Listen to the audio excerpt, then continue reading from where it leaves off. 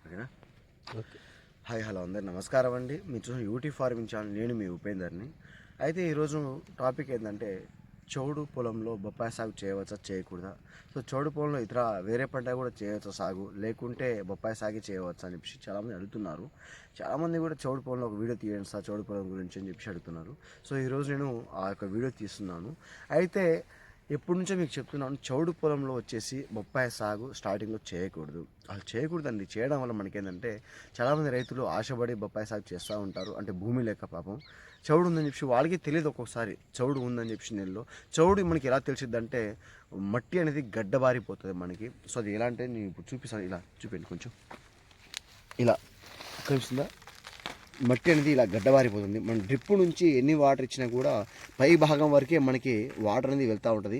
అంటే వేరు వ్యవస్థ అనేది మనకి అంతగా వేరు వ్యవస్థ అనేది కింద దిగదు వాటర్ అనేది. సో దానివల్ల చౌడు ఇంకా పైకి వెళ్తూ ఉంటుంది.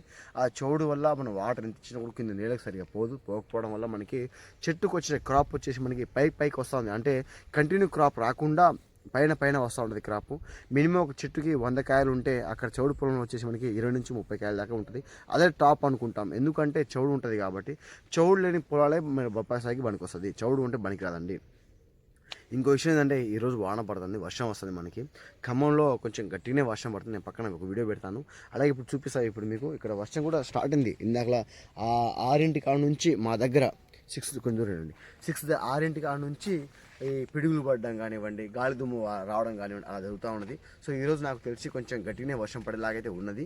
ఇంకా ఇప్పుడే వర్షం అయితే మూమెంట్ వచ్చింది. నేను అంతకుముందు రీసెంట్గా ఒక వీడియో తీశాను. దేనికంటే వర్షం వస్తే సపోజ్గా ఎలాంటి నష్టాలు వస్తాయి, అది మంచి వర్షమా రాళ్ళ వర్షం అని చెప్పేసి ఒక వీడియో తీయడం జరిగింది. అది కూడా మీరు చూసుకోండి, ఎందుకంటే ముందుగా తీయడం నాకు బాధ్యత. ఆ రోజే మీకు చెప్పాను. మీరు కలగన్నారా అని చెప్పి కొంతమంది కామెంట్ పెట్టారు. అది కలగనని కాదండి, ఇది ఒక వాతావరణం. ఈ టైంలో చెడు వానలైనా చెడు వడగాలైనా సరే పడతా ఉంటుంది. సో కాబట్టి ముందు గ్రహించి చెప్పడం నాకు ఒక బాధ్యతగా చెప్తున్నాను. నేను చెప్పినట్టే జరుగుతుంది. ఇప్పుడు వర్షం కూడా వస్తుంది. నేను తీసి 3 రోజులైంది వీడియో వచ్చి, ఆ రాళ్ళ వర్షం వీడియో తీసి 3 రోజులు అయింది. వస్తే ఏం చేయాలండి, ఈ రోజే మనకి వర్షం వస్తుంది. చూసారా ఎంత స్పీడ్గా వర్షం ఉందో. ఎందుకంటే ఈ టైంలో వర్షం వస్తుంది కాబట్టి నాకు తెలిసి తీశాను వీడియో వచ్చేసి. అయితే ప్రజెంట్ వర్షాలు ఆకులు ఎవరికైతే లేదో, అంటే లీఫ్ ఆకులు ఎక్కువ ఎవరికైతే లేదో వాళ్ళైతే చెప్పినట్టుగా కాయలకి బస్తాలు కట్టుకోండి, క్లాత్ ఏదైనా సరే ఒకటి కట్టుకోండి. కట్టుకుంటేనే రాళ్ళు అయినా సరే మీరు కాపాడుకోవచ్చు పంటని. కట్టుకోకపోతే మీరే నష్టపోతారు. వడగాలు రాళ్ళ పడకపోతే హ్యాపీ అండి, దేవుడు దండం పెట్టచ్చు. సపోజ్ రాళ్ళు, ఇప్పుడు కొన్ని ఏరియాలు నాకు న్యూస్ చూశాను, వర్షం పడకుండా రాళ్ళే పడుతున్నాయంట. రాళ్ళు పడడం వల్ల మనకి ఆకులు కటింగ్ అయితే మనకి ఆకులు కట్ అయిపోయి తర్వాత కాయ మీద నేరుగా పడి మనకి కాయ కూడా డ్యామేజ్ వచ్చే అవకాశం ఉంటుంది. సో అది కొంచెం గ్రహించండి, రైతుల కోసం చెప్తున్నాను. ఇంత మార్నింగ్ పొద్దున్నే వచ్చి వీడియో తీయడం కారణం ఏంటంటే వర్షం స్టార్ట్ అయింది, మొదలైంది. సో మన వీడియో చూసి రైతులు ఎవరో కొంతమంది అయినా సరే మంచిగా బయటపడతారు, అంటే చూసి వాళ్ళ సేఫ్టీ జోన్లో ఉంటారని చెప్పి నాకు ఆలోచన. దానికోసం నేను చెప్తున్నాను. అంతేగాని ఏదో పొద్దున వచ్చి మీకోసం ఏదో చెప్పడానికి అట్లని కాదు. వచ్చి చెప్పడం వల్ల ఏంటంటే రైతు మన వీడియో చూసిన వాళ్ళు ఎవరో ఒకరైనా సరే మంచిగా సేఫ్టీ జోన్లో ఉంటారని చెప్పి నాకు ఆలోచన.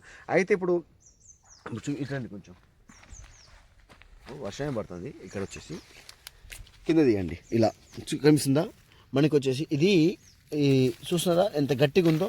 నేను పగలగొట్టినా కూడా పగలట్లేదు. కారణం ఏంటంటే ఇది చౌడు నేల. సో చౌడు నేల ఉండడం వల్ల మనకి ఇలాంటి ఒక డ్రిప్ అయితే సరిపోదు. సో దేనికి మనకంటే చౌడు నేల ఉండడం వల్ల ఎక్కువ ఏం కావాలంటే వాటర్ అనేది మనకి ఎక్కువగా ఉండాలి. సో వాటర్ ఉంటేనే ఎక్కువ చౌడని బయటికి పోతుంది మనకి. సో అలా అని కాదు, దానికి సరైన మందులు వాడుకోవాలి.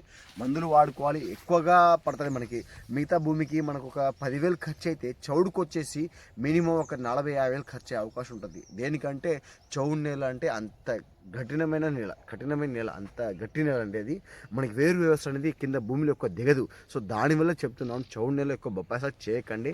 చేయాలనుకుంటే అది మీకు లాస్ట్లోనే వస్తుంది. ఎందుకంటే ఇప్పుడు ప్రజెంట్ రేట్ ఉంది కాబట్టి సరిపోయింది, లేకపోతే మీకు 0 పేమెంట్ అయితే రావడం జరుగుతుంది. వేసిన పెట్టుబడి కూడా మీకు రాదు. మల్చింగ్ కానీ పైప్ కానీ ఎంత ఖర్చు అండి బొప్పాయి అంటే సాగంటే ఖర్చు ఉంది. ఆ ఖర్చు మొత్తం కూడా చౌడు నేలలో వేస్తే మనకి రాదు, ఇన్కమ్ అనేది రాదు. సో ఇది వచ్చేసి సీడ్ వచ్చేసి నెంబర్ 15 అండి.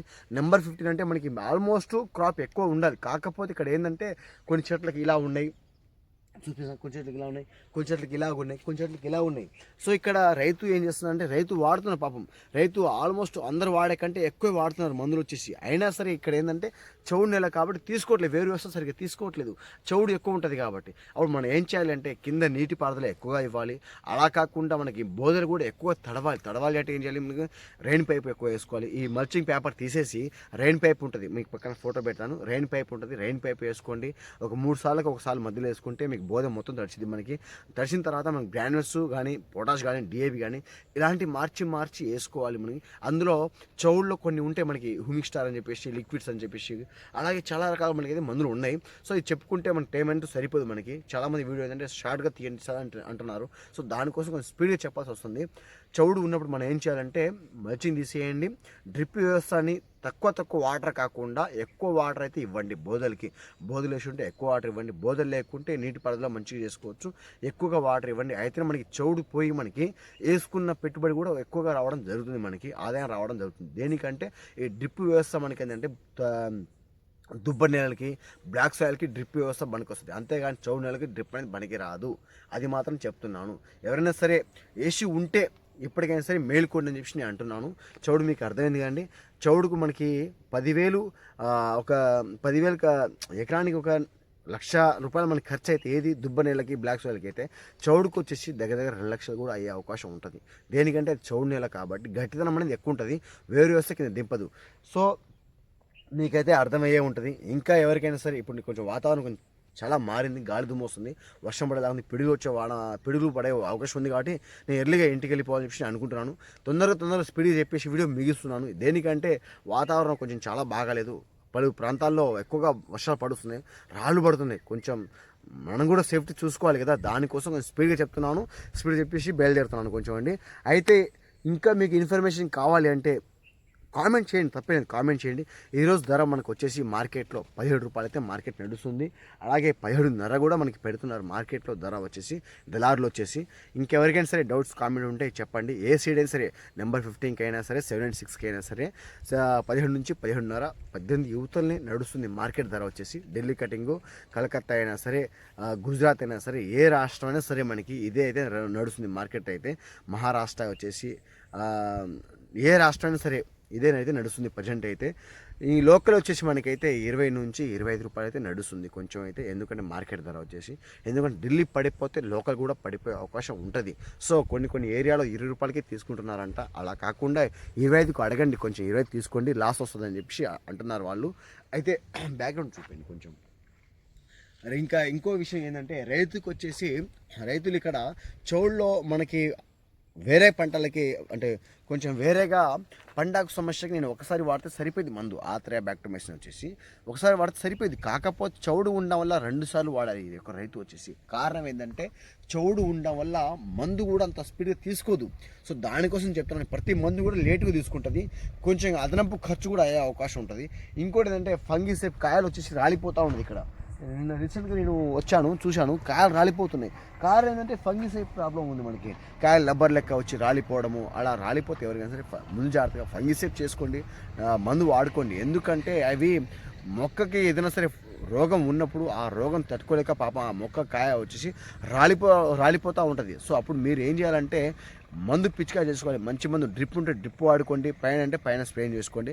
కింద డ్రిప్ అయితే ఎకరానికి కేజీ వాడుకోండి, పైన స్ప్రేయింగ్ అయితే ½ కేజీ వాడుకోండి. ఇది ఫంగిసేప్ అనే మందు ఉంటుంది మన జాషర్ని కంపెనీ వాళ్ళది. సో లోకల్ మీకు ఏ మందు అయితే ఆ మందు వాడుకోండి. అలా అని చెప్పేసి ఇదే వాడుకొని చెప్పి మీకు ఎప్పుడు రికమెండేషన్ చేయను.